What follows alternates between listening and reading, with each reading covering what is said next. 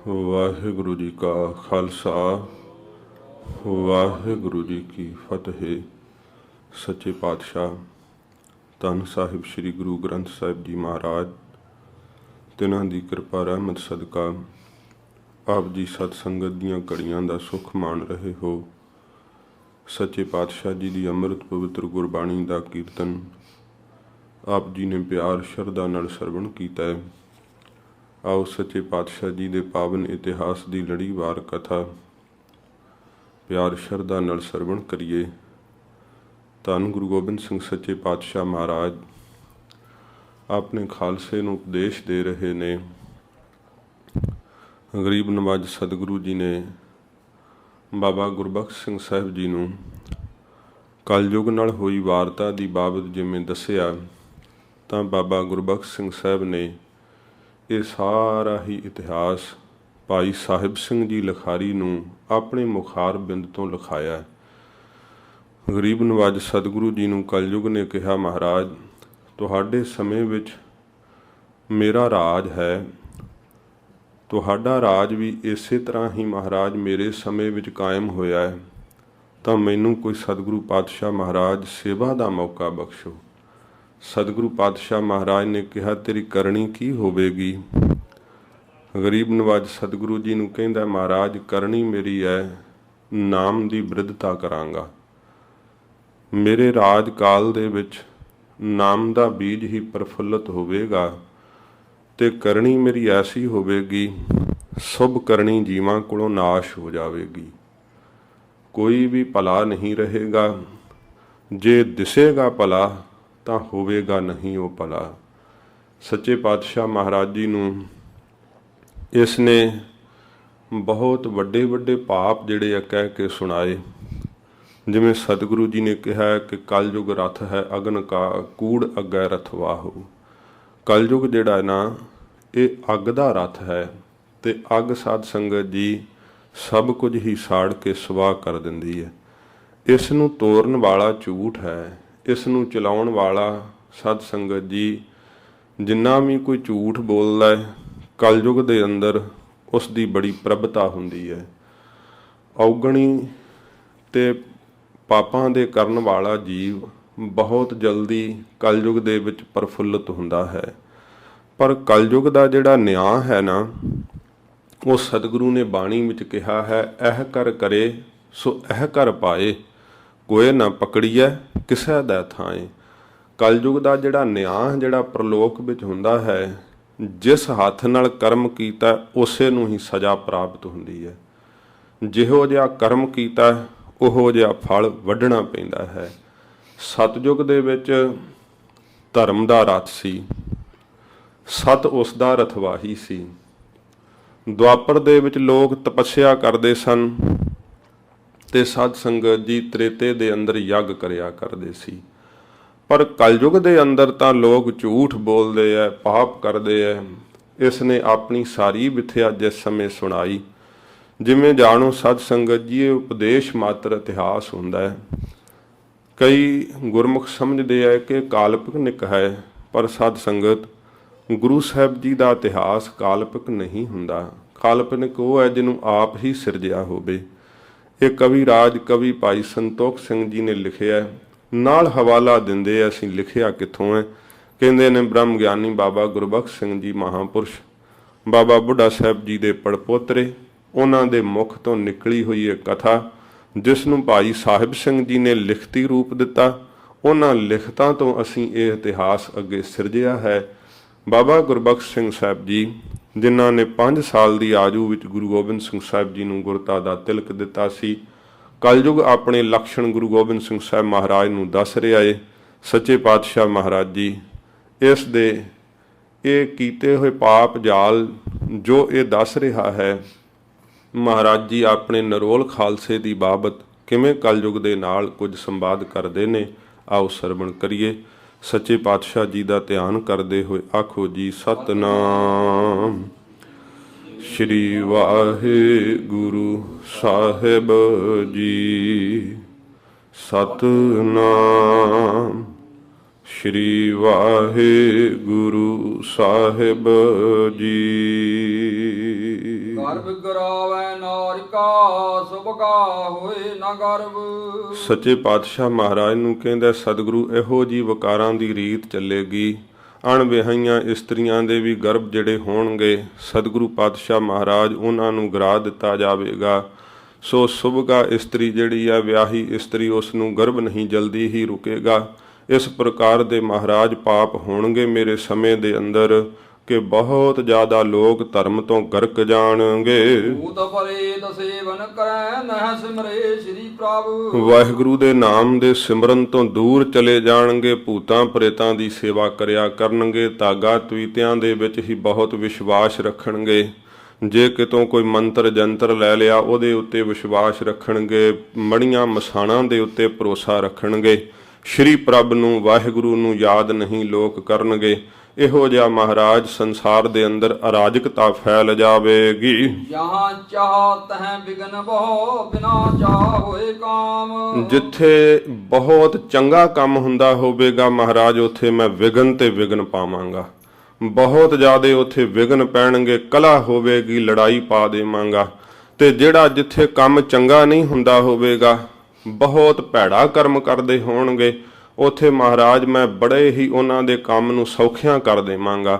ਗੁਰੂ ਪਿਆਰੀ ਸਾਧ ਸੰਗਤ ਜੀ, ਕਿਤੇ ਸਤਸੰਗਤ ਦਾ ਹੀ ਮਾਹੌਲ ਬਣਾਉਣਾ ਹੋਵੇ ਤੇ ਬੜੇ ਹੀ ਵਿਘਨ ਪੈਂਦੇ ਆ, ਬੜੇ ਹੀ ਕਾਰਜ ਜਿਹੜੇ ਆ ਉਹ ਵਿਘਨਾਂ ਦੇ ਸਹਿਤ ਹੀ ਸੰਪੂਰਨ ਹੁੰਦੇ ਆ। ਪਰ ਜੇ ਕਿਤੇ ਕਿਸੇ ਨੇ ਗਾਉਣ ਵਾਲੀ ਬੁਲਾਉਣੀ ਹੋਵੇ ਤਾਂ ਉੱਥੇ ਢੋਲੀਆਂ ਛਾਣੇ ਵਜਾਉਣੇ ਹੋਣ ਤੇ ਲੱਚਰ ਗੀਤ ਗਾਉਣੇ ਹੋਣ ਤੇ ਬੜੀ ਹੀ ਜਲਦੀ ਝੱਟ ਹੀ ਉਹ ਸਾਰਾ ਆਪਣਾ ਪ੍ਰੋਗਰਾਮ ਸਿਰਜ ਲੈਂਦੇ। ਕਲਯੁਗ ਕਹਿੰਦਾ ਮਹਾਰਾਜ ਚੰਗੇ ਕੰਮ ਦੇ ਵਿੱਚ ਬੜੇ ਵਿਘਨ ਪੈਣਗੇ। ਮੇਰੇ ਸਮੇਂ ਦੇ ਵਿੱਚ ਜੇ ਕੋਈ ਬੁਰਾ ਕਰਮ ਕਰੇਗਾ ਉਹਦਾ ਕੰਮ ਜਿਹੜਾ ਝੱਟ ਹੀ ਸੌਰ ਜਾਇਆ ਕਰੇਗਾ। ਮਿੱਤਰ ਕਰੈ ਅਤ ਸ਼ਤਰਤਾ ਸ਼ਤਰੂ ਮੀਤ ਕਾ ਕਾਮ। ਜਦੋਂ ਕਿਸੇ ਨੂੰ ਕੰਮ ਪਵੇਗਾ ਨਾ, ਜਿਹੜਾ ਉਹਦਾ ਮਿੱਤਰ ਹੋਵੇਗਾ ਉਸ ਸਮੇਂ ਮਹਾਰਾਜ ਉਹ ਸ਼ਤਰੂ ਦਾ ਕੰਮ ਕਰੇਗਾ। ਅੱਗੋਂ ਪਿੱਛੋਂ ਤਾਂ ਮਿੱਤਰ ਬਣੇ ਰਹਿਣਗੇ, ਪਰ ਜਦੋਂ ਕੋਈ ਕੰਮ ਆ ਕੇ ਪਵੇਗਾ ਨਾ ਤਾਂ ਜਿਹੜਾ ਮਿੱਤਰ ਹੈ ਉਹ ਸ਼ਤਰੂ ਦਾ ਕੰਮ ਕਰੇਗਾ, ਭਾਵ ਦੁਸ਼ਮਣ ਦਾ ਕੰਮ ਕਰੇਗਾ। ਪਰ ਕੰਮ ਪੈਣ ਤੇ ਮਹਾਰਾਜ ਦੁਸ਼ਮਣ ਮਿੱਤਰ ਵਾਲਾ ਕੰਮ ਕਰ ਦੇਵੇਗਾ। ਐਸੀ ਉਲਟੀ ਰੀਤ ਚਲਾ ਦੇਵਾਂਗਾ। ਸੁਣ ਬੋਲੇ ਕੌਤਕ ਭਲੇ ਤੂੰ ਤਾਂ ਨਟ ਜਿਉ ਪੰਤ। ਮਹਾਰਾਜ ਸਾਹਿਬ ਜੀ ਸੁਣ ਕਰਕੇ ਕਹਿਣ ਲੱਗੇ ਤੂੰ ਤਾਂ ਫਿਰ ਨਟ ਵਾਂਗ ਬਾਜੀਗਰ ਵਾਂਗ ਇਹ ਸਾਡੇ ਪੰਥ ਦੇ ਅੰਦਰ ਜਿਹੜੀਆਂ ਆਪਣੀਆਂ ਕਰਵਟਾਂ ਬਦਲ ਕਰਕੇ ਦਿਖਾਵੇਂਗਾ। ਨਾਮਦਾਨ ਹੋਏ ਪੰਥ ਮੈਂ ਕਰੀ ਹੈ ਆਪਣੀ ਸੰਥ। ਇਹ ਕਹਿੰਦਾ ਮਹਾਰਾਜ ਤੁਹਾਡੇ ਪੰਥ ਵਿੱਚ ਮੇਰਾ ਜ਼ੋਰ ਕਿੱਥੇ ਚੱਲੇਗਾ, ਕਿਉਂਕਿ ਆਪ ਜੀ ਨੇ ਆਪਣੇ ਖਾਲਸੇ ਨੂੰ ਨਾਮ ਦਾ ਦਾਨ ਦਿੱਤਾ ਹੈ ਨਾ। ਇਸ ਕਰਕੇ ਮਹਾਰਾਜ ਜੀ ਮੇਰੀ ਨਾਮ ਦੇ ਉੱਤੇ ਕੋਈ ਵੀ ਮਹਾਰਾਜ ਸ਼ਕਤੀ ਨਹੀਂ ਚੱਲਦੀ ਹੈ। ਕਿਰਪਾ ਕਰਕੇ ਮਹਾਰਾਜ ਮੈਨੂੰ ਵੀ ਕੋਈ ਸੇਵਾ ਦਾ ਮਹਾਰਾਜ ਮੌਕਾ ਬਖਸ਼ੋ ਜੀ। ਆਪ ਬੋਲੇ ਸਤਿਗੁਰ ਸਹੀ ਸੁਣੈ ਸਨਾਬ ਉਦਾਤ। ਸੱਚੇ ਪਾਤਸ਼ਾਹ ਮਹਾਰਾਜ ਸੁਣ ਕਰਕੇ ਕਹਿਣ ਲੱਗੇ ਹੋਰ ਤੂੰ ਸੁਣਾ, ਤੂੰ ਕੀ ਜ਼ੋਰ ਲਾ ਸਕਦਾ ਹੈ, ਕਿੰਨੀ ਤਾਕਤ ਵਰਤ ਸਕਦਾ ਹੈ। ਹਮ ਹਮਰੇ ਸੰਗਤ ਭਗਤ ਕਹਾਂ ਤੁਮਾਰੀ ਬਾਤ। ਮਹਾਰਾਜ ਕਹਿੰਦੇ ਕਿੱਥੇ ਕਲਯੁਗ ਤੇਰੀ ਬਾਤ, ਕਿੱਥੇ ਸਾਡਾ ਖਾਲਸਾ, ਕਿੱਥੇ ਗੁਰੂ ਨਾਨਕ ਸਾਹਿਬ ਦੀ ਸੰਗਤ। ਤੇਰਾ ਤਾਂ ਸਾਡੇ ਨਾਲ ਕਦਾਚਿਤ ਵੀ ਕੋਈ ਜਿਹੜਾ ਹੈ ਪਿਆਰ ਵਾਲੀ ਗੱਲ ਤਾਂ ਨਿਭ ਨਹੀਂ ਸਕਦੀ, ਕਿਉਂਕਿ ਤੇਰਾ ਤਾਂ ਸਭ ਕੁਝ ਹੀ ਉਲਟ ਹੈ। ਅਸੀਂ ਸਤਿਗੁਣ ਬਖਸ਼ਿਸ਼ ਕੀਤੇ ਆ ਆਪਣੇ ਸਿੱਖਾਂ ਨੂੰ, ਤੇਰੇ ਅੰਦਰ ਜਿੰਨੇ ਔਗਣ ਨੇ ਪਾਪ ਨੇ ਉਹ ਗਿਣੇ ਨਹੀਂ ਜਾ ਸਕਦੇ। ਤੇਰਾ ਨਿਰਭਾ ਸਾਡੇ ਨਾਲ ਕਿਵੇਂ ਹੋਵੇਗਾ। ਕਲਯੁਗ ਬੋਲ ਸੁਣਾਇਓ ਸੁਣੋ ਹਮਾਰੀ ਖਿਆਤ। ਕਹਿਣ ਲੱਗਾ ਮਹਾਰਾਜ ਮੈਂ ਆਪਣੀ ਬਾਬਤ ਸਭ ਕੁਝ ਹੀ ਆਪ ਜੀ ਨੂੰ ਸੁਣਾਉਣਾ ਹਾਂ। ਮੇਰੇ ਜੋ ਖਿਆਲ ਹੈ ਸੱਚੇ ਪਾਤਸ਼ਾਹ ਉਹ ਕਿਰਪਾ ਕਰਕੇ ਸੁਣਨਾ ਕਰੋ ਜੀ। ਕਥਾ ਸੁਣਾਵੋ ਆਦ ਕੀ ਮਤ ਕਰੀ ਹੈ ਵਖਿਆਤ। ਮਹਾਰਾਜ ਮੈਂ ਇਹ ਆਪਣੇ ਆਦ ਦੀ ਕਥਾ ਸੁਣਾਉਂਦਾ ਹਾਂ, ਜਿੱਥੋਂ ਸਾਧ ਸੰਗਤ ਜੀ ਇਸ ਦੀ ਉਤਪਤੀ ਹੋਈ। ਜਿਹੜੇ ਸਨਾਤਨੀ ਮਤ ਦੇ ਗ੍ਰੰਥ ਹੈ ਉਹਨਾਂ ਤੋਂ ਵੀ ਇਹ ਮੰਨਿਆ ਜਾਂਦਾ ਹੈ ਕਿ ਕਲਯੁਗ ਦੀ ਉਤਪਤੀ ਜਿਵੇਂ ਬ੍ਰਹਮਾ ਜੀ ਸਭ ਸ੍ਰਿਸ਼ਟੀ ਨੂੰ ਰਚਦੇ ਹੈ, ਇਵੇਂ ਚਾਰ ਯੁੱਗ ਵੀ ਬ੍ਰਹਮਾ ਜੀ ਦੇ ਰਚੇ ਹੋਏ ਆ। ਕਿਉਂਕਿ ਜਦੋਂ ਚਾਰ ਯੁੱਗ ਨਹੀਂ ਸਨ, ਬ੍ਰਹਮਾ ਜੀ ਹੀ ਸਭ ਤੋਂ ਪਹਿਲੋਂ ਪੈਦਾ ਹੋਏ। ਇਸ ਗੱਲ ਦੀ ਗਵਾਹੀ ਸਤਿਗੁਰੂ ਜੀ ਦੀ ਬਾਣੀ ਵੀ ਭਰਦੀ ਹੈ। ਸੱਚੇ ਪਾਤਸ਼ਾਹ ਮਹਾਰਾਜ ਜੀ ਨੇ ਕਿਹਾ ਹੈ ਨਾਭ ਕਮਲ ਤੇ ਬ੍ਰਹਮਾ ਉਪਜੈ, ਵੇਦ ਪੜ੍ਹੈ ਮੁਖ ਕੰਠ ਸਵਾਰ। ਇਸ ਪ੍ਰਕਾਰ ਗੂਜਰੀ ਰਾਗ ਵਿੱਚ ਇਹ ਪੰਕਤੀਆਂ ਆਉਂਦੀਆਂ। ਸਤਿਗੁਰੂ ਪਾਤਸ਼ਾਹ ਮਹਾਰਾਜ ਕਹਿੰਦੇ ਸਭ ਤੋਂ ਪਹਿਲਾਂ ਨਾਭ ਦੀ ਕਮਲ ਤੋਂ ਭਾਵ ਬ੍ਰਹਮਾ ਜੀ ਪੈਦਾ ਹੋਏ, ਚਾਰ ਯੁੱਗਾਂ ਦੀ ਰਚਨਾ ਕੀਤੀ, ਫਿਰ ਸ੍ਰਿਸ਼ਟੀ ਦੀ ਜੀਵਾਂ ਦੀ ਰਚਨਾ ਕਰਨਾ ਕੀਤੀ। ਇਸ ਪ੍ਰਕਾਰ ਕਲਯੁਗ ਨੇ ਕਹਿਣਾ ਆਰੰਭ ਕੀਤਾ ਹੈ। ਕਲਨਾ ਗੁਰੂ ਬਖਸ਼ ਸਿੰਘ ਤੋ ਕੋ ਦੀਨੋ ਇਹ। ਮਹਾਰਾਜ ਸਾਹਿਬ ਜੀ ਦਾ ਇਹ ਕਲਨਾਮਾ ਭਾਵ ਜੋ ਕਲਯੁਗ ਨਾਲ ਵਾਰਤਾਲਾਪ ਹੋਈ, ਗੁਰਬਖਸ਼ ਸਿੰਘ ਜੀ ਮਹਾਪੁਰਸ਼ ਕਹਿੰਦੇ ਐ ਕਿ ਗੁਰੂ ਸਾਹਿਬ ਜੀ ਨੇ ਸਾਨੂੰ ਤੇ ਸਮੇਂ ਆਪ ਕਿਰਪਾ ਕਰਕੇ ਇਹ ਬਖਸ਼ਿਸ਼ ਕਰਨਾ ਕੀਤਾ। ਸਤਿਗੁਰ ਆਪ ਸੁਣਾਇਆ ਸਾਚ ਸੁਣਾਵੋ ਤੋਹੇ। ਸਾਹਿਬ ਸਿੰਘ ਲਖਾਰੀ ਜੀ ਨੂੰ ਬਾਬਾ ਗੁਰਬਖਸ਼ ਸਿੰਘ ਸਾਹਿਬ ਜੀ ਕਹਿੰਦੇ ਆ ਸਭ ਕੁਝ ਮੈਨੂੰ ਇਹ ਸਤਿਗੁਰੂ ਜੀ ਨੇ ਦੱਸਿਆ ਹੈ। ਭਾਈ ਸਾਹਿਬ ਸਿੰਘ ਅਸੀਂ ਤੇਰੇ ਤਾਈਂ ਇਹ ਸਾਰਾ ਕੁਝ ਸੱਚ ਕਹਿ ਕੇ ਸੁਣਾਉਂਦੇ ਹਾਂ। ਸੁਣ ਕਲ ਜੁਗ ਮੇਰੋ ਹੁਕਮ ਤੂੰ ਮਮ ਆਗਿਆਵਾਰ। ਸੱਚੇ ਪਾਤਸ਼ਾਹ ਮਹਾਰਾਜ ਨੂੰ ਜਦੋਂ ਸਭ ਕੁਝ ਕਲਯੁਗ ਨੇ ਦੱਸਿਆ ਕਿ ਕਿਸ ਪ੍ਰਕਾਰ ਮੇਰੀ ਉਤਪਤੀ ਹੋਈ ਤਾਂ ਤੇ ਸਮੇਂ ਦੱਸਦਾ ਹੈ ਕਲਯੁਗ ਮਹਾਰਾਜ ਬ੍ਰਹਮਾ ਜੀ ਨੇ ਕਿਹਾ ਕਿ ਪੁੱਤਰ ਤੂੰ ਮੇਰੇ ਤੋਂ ਉਤਪਤ ਹੋਇਆ ਹੈ, ਪਰ ਮੇਰੇ ਇਸ ਉਪਦੇਸ਼ ਨੂੰ ਬੜੇ ਧਿਆਨ ਦੇ ਨਾਲ ਸੁਣਨਾ ਕਰ। ਸਰਬ ਮੰਤਰ ਤੋਹੇ ਰਾਜ ਰੱਦ ਨਾਮ ਮੰਤਰ ਸਿਧ ਸਾਰ। ਸਾਰੇ ਮੰਤਰ ਤੇਰੇ ਰਾਜ ਵਿੱਚ ਰੱਦ ਹੋ ਜਾਣਗੇ, ਹਰੇਕ ਮੰਤਰ ਦੀ ਕਾਟ ਹੋਵੇਗੀ, ਸਾਰੇ ਮੰਤਰ ਨਾਸ਼ ਹੋ ਜਾਣਗੇ, ਪਰ ਇੱਕ ਨਾਮ ਦਾ ਮੰਤਰ ਤੇਰੇ ਰਾਜ ਵਿੱਚ ਪ੍ਰਬਲਤਾ ਦੇ ਸਹਿਤ ਹੋਵੇਗਾ। ਜਿਸ ਸਮੇਂ ਤੇਰਾ ਸਮਾਂ ਹੋਵੇਗਾ, ਤੇਰਾ ਰਾਜ ਹੋਵੇਗਾ, ਨਾਮ ਦੀ ਬਹੁਬਲਤਾ ਹੋਵੇਗੀ। ਸੱਚੇ ਪਾਤਸ਼ਾਹ ਮਹਾਰਾਜ ਜੀ ਨੇ ਇਹ ਬਚਨ ਕਹੇ ਨੇ, ਅਬ ਕਲੂ ਆਇਓ ਰੇ ਇੱਕ ਨਾਮ ਬੋਵੋ ਬੋਵੋ ਅਨ ਰੂਤ ਨਾਹੀ ਨਾਹੀ ਮਤ ਭਰਮ ਭੂਲੋ ਭੂਲੋ। ਸਤਿਗੁਰੂ ਜੀ ਨੇ ਕਿਹਾ ਕਲਯੁਗ ਦੇ ਵਿੱਚ ਨਾਮ ਦੇ ਬੀਜ ਬੀਜਣ ਦੀ ਰੁੱਤ ਹੈ। ਬ੍ਰਹਮਾ ਜੀ ਕਹਿੰਦੇ ਆ ਕਲਯੁਗ ਨੂੰ ਕਿ ਸਾਰੇ ਮੰਤਰ ਨਸ਼ਟ ਹੋ ਜਾਣਗੇ, ਕਿਸੇ ਮੰਤਰ ਦੀ ਸ਼ਕਤੀ ਕਾਟ ਨਹੀਂ ਕਰੇਗੀ, ਪਰ ਵਾਹਿਗੁਰੂ ਨਾਮ ਦਾ ਮੰਤਰ ਜਿਹੜਾ ਤੇਰੇ ਰਾਜ ਵਿੱਚ ਬੜਾ ਪ੍ਰਬਲ ਹੋਵੇਗਾ। ਔਰ ਜੁਗਨ ਮੈਂ ਆਸਰਾ ਬਹੁਤ ਜਗ ਤਪ ਅਰਚ। ਹੋਰ ਯੁਗਾਂ ਦੇ ਵਿੱਚ ਆਸਰਾ ਸੀ ਲੋਕਾਂ ਨੂੰ ਜਗ ਕਰਨਾ, ਤਪ ਕਰਨਾ, ਪੂਜਾ ਅਰਚਾ ਇਤਿਆਦਿਕ ਜਿਹੜੇ ਸਨ ਕਰਮ ਕਰਨੇ, ਉਹਨਾਂ ਨਾਲ ਲੋਕ ਆਸਰਾ ਲੈ ਕਰਕੇ ਜਿਉਂਦੇ ਸਨ। ਰਾਮ ਨਾਮ ਜਪ ਰਸਨ ਸਵਾਸ ਕਲ ਮਹਿ ਕਾਰਜ ਸਰਚ। ਪਰ ਕਲਯੁਗ ਦੇ ਵਿੱਚ ਜੇ ਕਿਸੇ ਨੇ ਆਪਣੇ ਸਾਰੇ ਹੀ ਕਾਰਜ ਸਵਾਰਨੇ ਆ ਤੇ ਉਹ ਰਸਨਾ ਨਾਲ ਸਤਨਾਮ ਸ੍ਰੀ ਵਾਹਿਗੁਰੂ ਦਾ ਜਾਪ ਕਰੇ।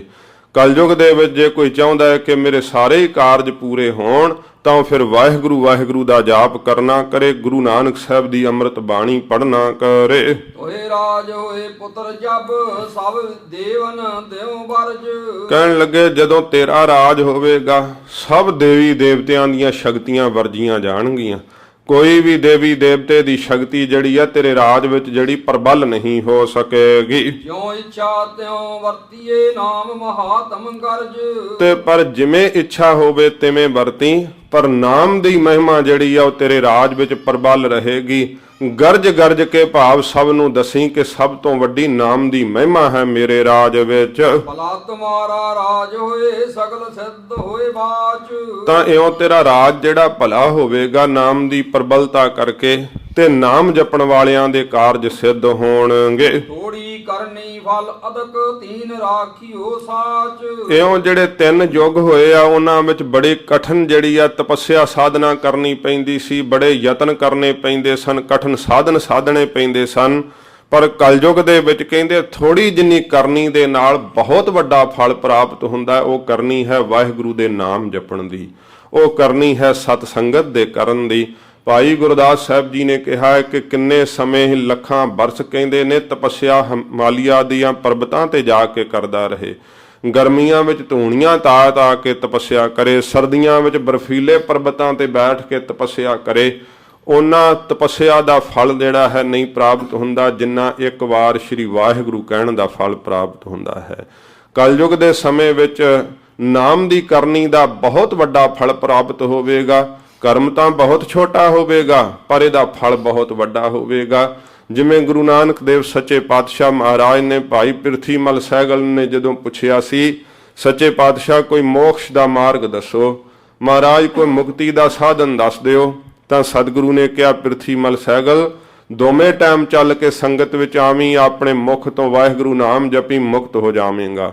ਕਹਿਣ ਲੱਗਾ ਸੱਚੇ ਪਾਤਸ਼ਾਹ ਮੈਂ ਤਾਂ ਸੋਚਿਆ ਸੀ ਤੁਸੀਂ ਕਹੋਗੇ ਘਰ-ਬਾਰ ਛੱਡ ਕੇ ਜੰਗਲਾਂ ਵਿੱਚ ਤਪੱਸਿਆ ਕਰਨੀ ਪਵੇਗੀ, ਬੜੇ ਹੋਰ ਕੋਈ ਕਠਿਨ ਸਾਧਨ ਦੱਸੋਗੇ। ਮਹਾਰਾਜ ਯਕੀਨ ਨਹੀਂ ਆਉਂਦਾ ਕਿ ਕੰਮਕਾਰ ਵੀ ਸਾਰੇ ਕਰੀਏ ਤੇ ਰੋਜ਼ ਦੋਵੇਂ ਟਾਈਮ ਸੰਗਤ ਵਿੱਚ ਜਾਣ ਨਾਲ ਹੀ ਮੋਕਸ਼ ਮਿਲ ਜਾਂਦਾ ਹੈ। ਫਿਰ ਸਤਿਗੁਰੂ ਜੀ ਨੇ ਕਿਹਾ ਸੀ ਪਿਰਥੀਮਲ ਸਹਿਗਲ ਲੱਕੜਹਾਰਾ ਸਾਰਾ ਦਿਨ ਜੰਗਲ ਵਿੱਚ ਲੱਕੜਾਂ ਕੱਟਦਾ ਹੈ ਪਰ ਉਸ ਦੀ ਮਿਹਨਤ ਦੇ ਬਦਲੇ ਉਹਨੂੰ ਫਲ ਬਹੁਤ ਥੋੜਾ ਮਿਲਦਾ ਹੈ। ਹੋਰ ਵਪਾਰੀ ਜਿਹੜੇ ਆ ਬੜਾ ਵਪਾਰ ਕਰਦੇ ਆ, ਮਿਹਨਤ ਮੁਸ਼ੱਕਤ ਕਰਦੇ ਆ, ਪਰ ਉਹਦਾ ਫਲ ਉਹਨਾਂ ਨੂੰ ਬਹੁਤ ਥੋੜਾ ਹੁੰਦਾ ਹੈ। ਪਰ ਜਿਹੜੇ ਹੀਰੇ ਜਵਾਹਰਾਤ ਤੇ ਸੋਨੇ ਚਾਂਦੀ ਦਾ ਵਪਾਰ ਕਰਦੇ ਆ, ਉਹਨਾਂ ਦੀ ਮਿਹਨਤ ਬਹੁਤ ਘੱਟ ਹੁੰਦੀ, ਪਰ ਫਲ ਉਹਨਾਂ ਨੂੰ ਸਭ ਤੋਂ ਜ਼ਿਆਦਾ ਪ੍ਰਾਪਤ ਹੁੰਦਾ ਹੈ। ਵਾਹਿਗੁਰੂ ਨਾਮ ਜਪਣਾ, ਸਤ ਸੰਗਤ ਕਰਨੀ, ਇਹ ਹੀਰਿਆਂ ਦੇ ਵਪਾਰ ਕਰਨ ਦੀ ਨਿਆਈ ਹੈ। ਜੇ ਤਪੱਸਿਆ ਸਾਧਨਾ ਕਰਨੀ ਹੈ ਤਾਂ ਫਿਰ ਲੱਕੜਹਾਰੇ ਦੀ ਤਰ੍ਹਾਂ ਜਾਂ ਮਿਹਨਤ ਕਰ ਲੈ, ਫਲ ਉਹਦਾ ਤੈਨੂੰ ਇੰਨਾ ਨਹੀਂ ਮਿਲੇਗਾ। ਸੱਚੇ ਪਾਤਸ਼ਾਹ ਦੇ ਚਰਨਾਂ ਤੇ ਝੁਕ ਗਿਆ ਪ੍ਰਿਥੀ ਮਲ ਸਹਿਗਲ। ਮਹਾਰਾਜ ਕਿਰਪਾ ਕਰਕੇ ਆਪਣੀ ਸੰਗਤ ਦੀ ਦਾਤ ਬਖਸ਼ੋ, ਨਾਮ ਦੀ ਦਾਤ ਬਖਸ਼ੋ। ਕਲਯੁਗ ਦੇ ਵਿੱਚ ਬੜਾ ਸੌਖਾ ਸਾਧਨ ਹੈ, ਕਿਉਂਕਿ ਕਲਯੁਗ ਦੇ ਵਿੱਚ ਤੇ ਇੱਕ ਤਾਂ ਜੀਵ ਦੀ ਉਮਰ ਬਹੁਤ ਛੋਟੀ ਹੈ। 100 ਸਾਲ ਦੀ ਉਮਰ ਕੋਈ ਬਹੁਤ ਲੰਮੀ ਉਮਰ ਨਹੀਂ ਮੰਨੀ ਗਈ ਬਾਕੀਆਂ ਯੁੱਗਾਂ ਦੇ ਬਰਾਬਰ, ਕਿਉਂਕਿ ਕਿਸੇ ਯੁੱਗ ਵਿੱਚ 1000 ਵਰਾ ਤੇ ਕਿਸੇ ਵਿੱਚ 10,000 ਵਰਾ ਹੈ। ਇੰਨੀ ਉਮਰਾਂ ਲੈ ਕੇ ਲੋਕ ਜਿਉਂਦੇ ਸਨ, ਪਰ ਕਲਯੁਗ ਦੇ ਵਿੱਚ ਤਾਂ 100 ਸਾਲ ਦੀ ਆਜੂ ਹੈ। ਇੰਨੀ ਛੋਟੀ ਜਿਹੀ ਆਜੂ ਸੱਚੇ ਪਾਤਸ਼ਾਹ ਮਹਾਰਾਜ ਜੀ ਨੇ ਇਸੇ ਕਰਕੇ ਫਿਰ ਇਸ ਛੋਟੀ ਆਜੂ ਵਿੱਚ ਥੋੜੀ ਜੀ ਕਰਨੀ ਦਾ ਵੱਡਾ ਫਲ ਬਖਸ਼ਿਸ਼ ਕੀਤਾ ਹੈ ਕਿ ਜੇ ਆਪਣੇ ਸਵਾਸਾਂ ਨਾਲ ਵਾਹਿਗੁਰੂ ਮੰਤਰ ਜਪੇ ਤਾਂ ਉਹਦਾ ਫਲ ਉਹਨੂੰ ਉਹੋ ਹੀ ਪ੍ਰਾਪਤ ਹੋਵੇਗਾ ਜੋ ਸਾਧ ਸੰਗਤ ਜੀ ਲੱਖਾਂ ਬਰਸ ਤਪੱਸਿਆ ਕਰਨ ਨਾਲ ਵੀ ਨਹੀਂ ਪ੍ਰਾਪਤ ਹੁੰਦਾ। ਮੋਕਸ਼ ਨੂੰ ਪਹੁੰਚ ਜਾਵੇਗਾ ਸਤਨਾਮ ਸ੍ਰੀ ਵਾਹਿਗੁਰੂ ਦਾ ਜਾਪ ਕਰਨ ਵਾਲਾ।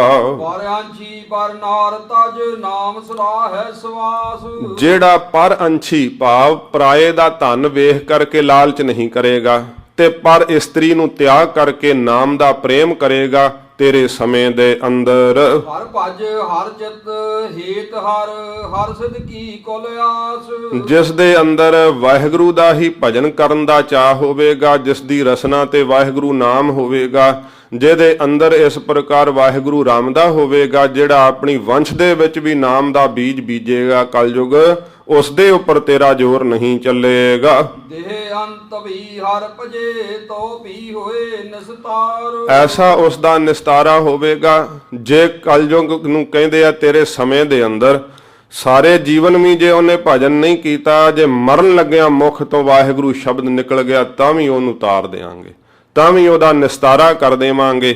ਜਦੋਂ ਮਰਨ ਲੱਗਿਆ ਵੀ ਸਤਨਾਮ ਵਾਹਿਗੁਰੂ ਦਾ ਜਾਪ ਮੁਖ ਤੋਂ ਨਿਕਲ ਜਾਵੇ ਤਾਂ ਉਸ ਦੀ ਵੀ ਕਲਿਆਣ ਹੋ ਜਾਵੇਗੀ। ਐਸੇ ਹਰ ਕੋ ਨਿਤ ਭਜੈ ਭਉ ਜਲ ਉਤਰੇ ਪਾਰ। ਐਸੇ ਦਿਆਲੂ ਵਾਹਿਗੁਰੂ ਜੀ ਦੇ ਨਾਮ ਨੂੰ ਜਿਹੜਾ ਨਿਤਾ ਪ੍ਰਤੀ ਭਜਨ ਕਰੇਗਾ, ਉਹ ਭਵਜਲ ਤੋਂ ਸੰਸਾਰ ਸਮੁੰਦਰ ਤੋਂ ਪਾਰ ਉਤਰ ਜਾਵੇਗਾ। ਬ੍ਰਹਮ ਪਰਾਇਣ ਹੋਏ ਕੈ ਤਨ ਮਨ ਅਰਪੈ ਜੋਏ। ਜਿਹੜਾ ਵਾਹਿਗੁਰੂ ਜੀ ਦੇ ਪਰਾਇਣ ਹੋ ਜਾਵੇਗਾ, ਨਿਰੰਕਾਰ ਦੇ ਆਸਰੇ ਹੋ ਕਰਕੇ ਆਪਣਾ ਤਨ ਮਨ ਅਰਪਣ ਕਰ ਦੇਵੇਗਾ। ਤਾਂ ਕਾ ਵੀ ਤੂੰ ਭੈ ਕਰੀ ਇਹ ਹਮਾਰੀ ਖੋਏ। ਇਹ ਮੇਰੀ ਆਗਿਆ ਹੈ ਕਿ ਉਸ ਦਾ ਤੂੰ ਭੈ ਕਰੀ, ਉਸ ਤੋਂ ਡਰ ਜਾਵੀਂ, ਕਦੇ ਵੀ ਉਸ ਦੇ ਨਜ਼ਦੀਕ ਨਾ ਜਾਵੀਂ।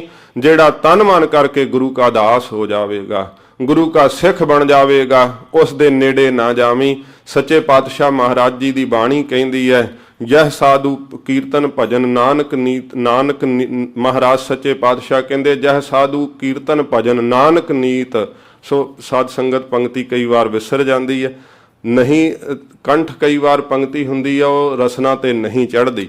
ਸੱਚੇ ਪਾਤਸ਼ਾਹ ਮਹਾਰਾਜ ਜੀ ਕਹਿੰਦੇ ਆ ਕਿ ਜਿੱਥੇ ਸਾਧੂਆਂ ਦੀ ਸੰਗਤ ਦਾ ਭਜਨ ਹੁੰਦਾ ਹੋਵੇਗਾ, ਕੀਰਤਨ ਨਾਨਕ ਨੀਤ, ਅਣਾ ਹੋਣਾ ਤੂੰ ਨਾ ਛੁਟਹਿ ਨਿਕਟ ਨਾ ਜਾਈ ਉਹ ਦੂਤ।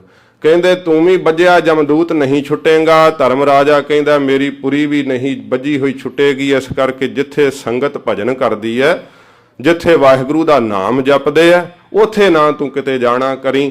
ਜਿਹੜੇ ਵਾਹਿਗੁਰੂ ਮੰਤਰ ਦਾ ਸਿਮਰਨ ਕਰਦੇ ਆ, ਜਿਹੜੇ ਨਾਮ ਜਪਦੇ ਆ, ਉਹਨਾਂ ਤੋਂ ਡਰਨਾ ਕਰੀ, ਭੈ ਕਰਨਾ ਕਰੀ। ਜੇ ਬੇਅਦਬੀ ਕਰੇਗਾ, ਨੇੜੇ ਜਾਣ ਦਾ ਹੌਸਲਾ ਕਰੇਗਾ ਤਾਂ ਫਿਰ ਮੇਰੀ ਵੀ ਨਾਲ ਹੀ ਨਰਾਦਰੀ ਹੋਵੇਗੀ। ਨਾ ਹੀ ਵੱਜੀ ਹੋਈ ਜੰਮਪੁਰੀ ਛੁੱਟ ਸਕੇਗੀ, ਨਾ ਵੱਜਿਆ ਹੋਇਆ ਤੂੰ ਛੁੱਟ ਸਕੇਗਾ।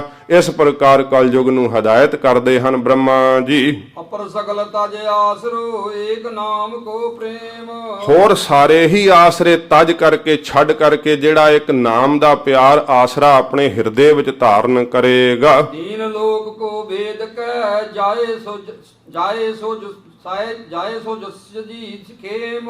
ਤੇ ਜਿਹੜਾ ਤਿੰਨਾਂ ਲੋਕਾਂ ਨੂੰ ਭਾਵ ਵੇਦ ਕਰਕੇ ਵਿਨ ਕਰਕੇ ਫਿਰ ਉਹ ਬ੍ਰਹਮ ਲੋਕ ਵਿੱਚ ਪਹੁੰਚ ਜਾਵੇਗਾ, ਭਾਵ ਸੱਚਖੰਡ ਦੇ ਵਿੱਚ ਪਹੁੰਚ ਜਾਵੇਗਾ।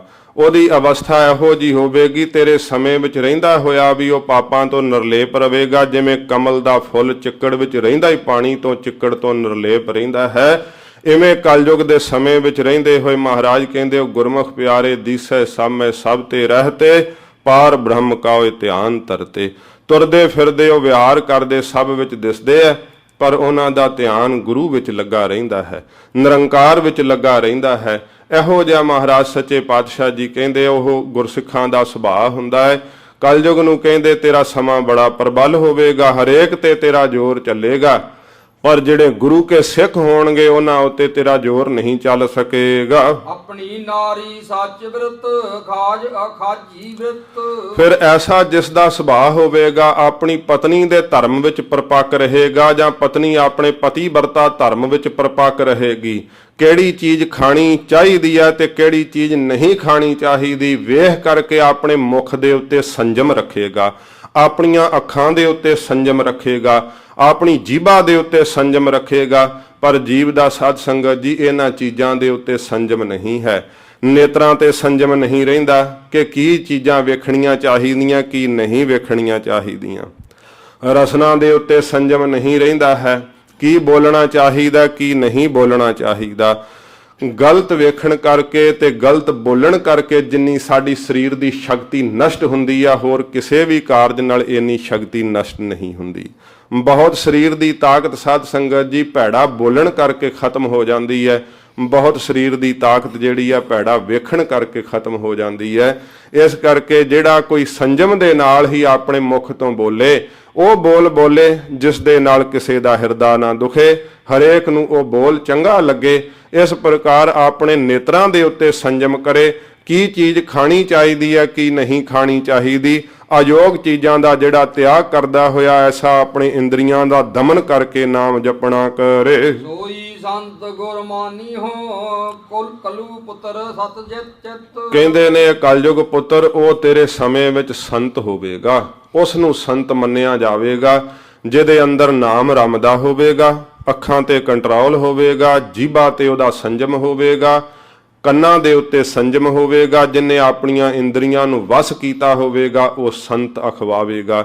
ਗੁਰੂ ਪਿਆਰੀ ਸਾਧ ਸੰਗਤ ਜੀ ਅਜੋਕੇ ਸਮੇਂ ਦੇ ਅੰਦਰ ਇਹੋ ਜਿਹੇ ਸ਼ੁਭ ਲੱਛਣ ਜਿਸ ਕਿਸੇ ਜੀਵ ਵਿੱਚ ਹੋਣ ਤਾਂ ਉਸ ਨੂੰ ਸੰਤ ਕਿਹਾ ਜਾ ਸਕਦਾ ਹੈ।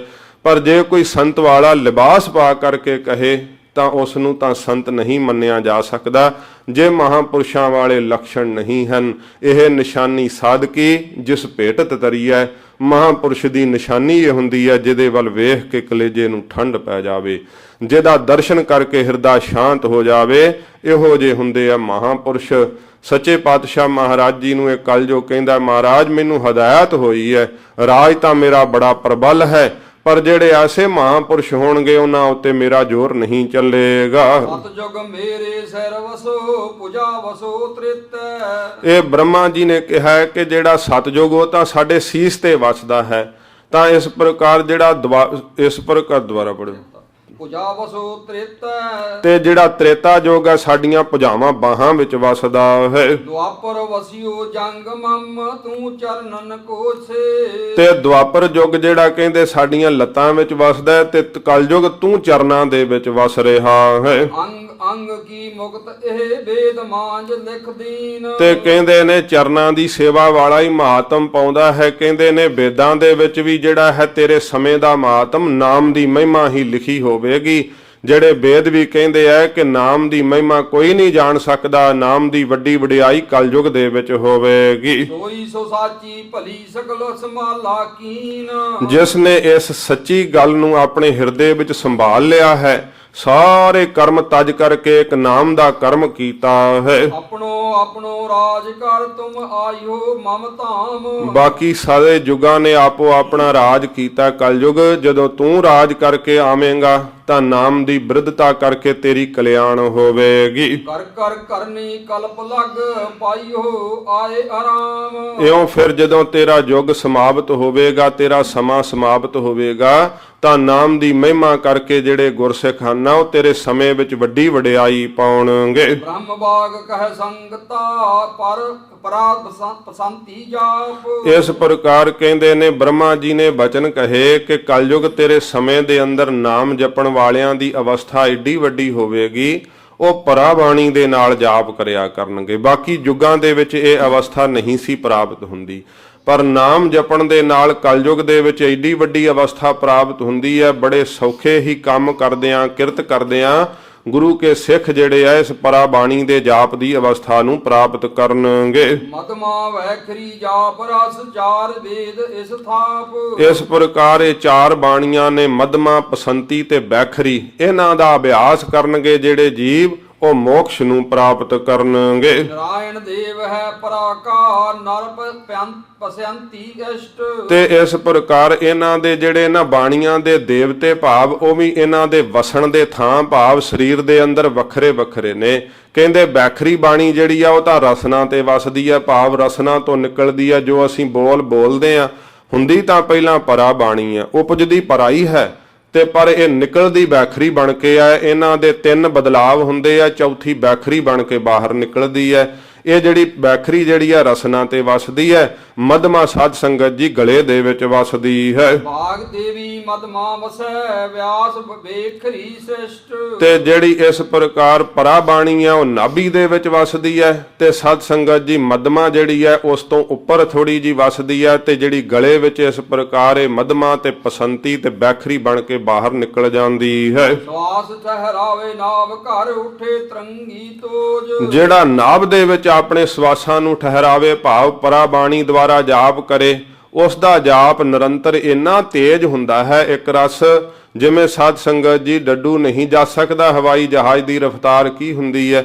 ਇਵੇਂ ਕਹਿੰਦੇ ਨੇ ਮਨੁੱਖ ਇੱਕ ਵਾਰ ਬੈਖਰੀ ਬਾਣੀ ਨਾਲ ਵਾਹਿਗੁਰੂ ਕਹੇ ਤੇ ਪਰਾ ਬਾਣੀ ਦੇ ਵਿੱਚ 33 ਕਰੋੜ ਵਾਰ ਉਹ ਵਾਹਿਗੁਰੂ ਕਹਿ ਜਾਂਦੇ ਹਨ। ਉਹ ਇੱਕ ਵਾਰ ਵਾਹਿਗੁਰੂ ਕਹਿਣ ਦੇ ਨਾਲ ਇੰਨਾ ਤੇਜ਼ ਰਫ਼ਤਾਰ ਨਾਲ ਜਾਪ ਚੱਲਦਾ ਹੈ। ਨਾਮ ਭਜਨ ਕੀ ਜਗਤ ਇਹ ਮਥਰਾ ਬਖਸ਼ੀ ਮੋਜ। ਸੱਚੇ ਪਾਤਸ਼ਾਹ ਮਹਾਰਾਜ ਜੀ ਨੂੰ ਕਲਯੁਗ ਕਹਿੰਦਾ ਮਹਾਰਾਜ ਜੀ ਇਹ ਨਾਮ ਦੇ ਭਜਨ ਦੀ ਜੁਗਤ ਜਿਹੜੀ ਹੈ ਮੇਰੇ ਸਮੇਂ ਵਿੱਚ ਗੁਰੂ ਤੋਂ ਪ੍ਰਾਪਤ ਹੋਵੇਗੀ। ਗੁਰੂ ਤੋਂ ਬਿਨਾ ਕਦਾਚਿਤ ਕਿਸੇ ਨੂੰ ਗਿਆਨ ਨਹੀਂ ਪ੍ਰਾਪਤ ਹੋ ਸਕੇਗਾ।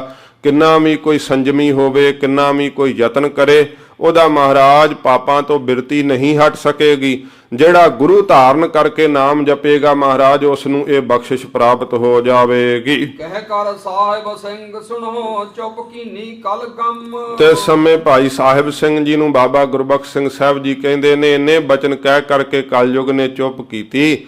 ਇਹੋ ਜਿਹੇ ਬਚਨ ਕਹਿ ਕੇ ਸਤਿਗੁਰੂ ਜੀ ਦੇ ਕੋਲੋਂ ਤੇ ਸਮੇਂ ਖਾਮੋਸ਼ ਹੋ ਗਿਆ। ਇਹ ਸਾਖੀ ਸਤਿਗੁਰ ਦਈ ਪੜਤ ਸੁਣਤ ਸੁਖ ਸਮ। ਇਹ ਸਤਿਗੁਰੂ ਜੀ ਨੇ ਸਾਖੀ ਮੈਨੂੰ ਬਖਸ਼ਿਸ਼ ਕੀਤੀ। ਜਿਹੜਾ ਗੁਰਸਿੱਖ ਪੜ੍ਹੇਗਾ ਸੁਣੇਗਾ ਉਸ ਨੂੰ ਸਤਿਗੁਰੂ ਦੇ ਚਰਨਾਂ ਤੇ ਨਾਮ ਦੇ ਉੱਤੇ ਵਿਸ਼ਵਾਸ ਆਵੇਗਾ।